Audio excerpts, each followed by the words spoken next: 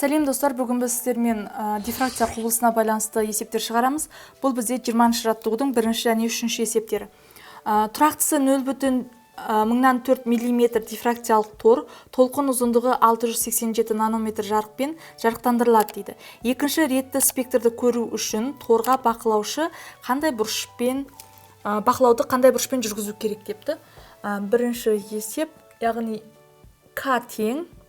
Екінші реткі спектрді көру үшін дейді, яғни жарық бөлігінде қалыптасады спектр, және D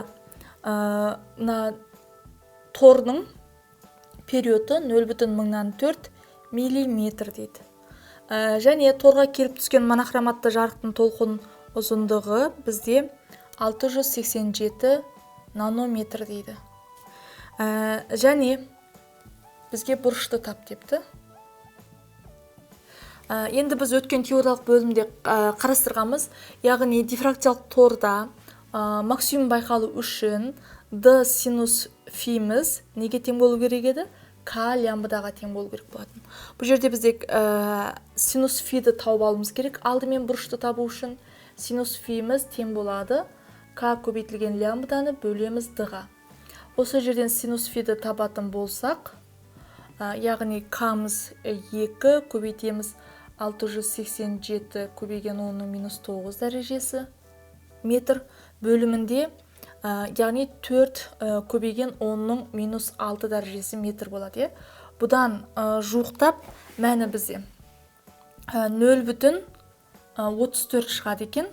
Бұны қарайтын болсақ, яғни арк синус 0,34, бұл кестеден қарайтын болсақ, жуықтаған кезінде 20 градустың мәніне сәйкес келеді екен. Демек, фиміз тең болады 20 градусқа. Яғни сондай бұрышпен қарау керек. Енді келесі есеп, төртінші ретті максимумға сәйкес келетін сызығы толқын ұзындығы лямбда 2 440 нанометр жарық үшін 5-ші реткі максимум сызығына сәйкес келетін жарық торына қалыпты түсетін лямбда 1 толқын ұзындығын анықтаңыз дейді. Яғни бір торға түсетін екі түрлі толқын ұзындығындағы жарықты қарастырып жатыр. Яғни бұл жерде біріншісі ол К1-іміз, ол 4-ші реткі максимум дейді. Ал екіншісі ол К2-іміз бізде 5-ші реткі сызығы сәйкес келеді дейді. Бұл жердегі толқын ұзындығы лямбда 2 440 нанометр деп беріпті. Бізге лямбда 1-ді тап депті. Лямбда 1-ді. Енді бір тор болғаннан кейін D синус фиміз өзгермейді. Бұл К1 лямбда 1 болады. Ал екінші жағдайда D синус фиміз бұл К2 лямбда 2 болады.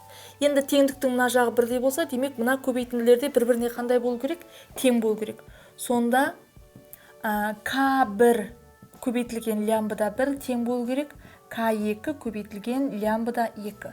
Осы жерден лямбда 1-ді түрлендіріп алатын болсақ, ол К2 көбейтілген лямбда 2-ні бөлеміз неге? К1-ге деген сөз. К-ның лямбда 2-ның мәндері бар. Орнына қойып есептейтін болсақ, бізде шығады екен мәні 550 нанометр.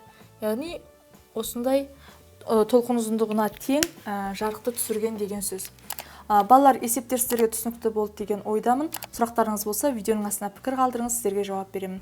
Келесі сабақта кездескенше сау болыңыздар.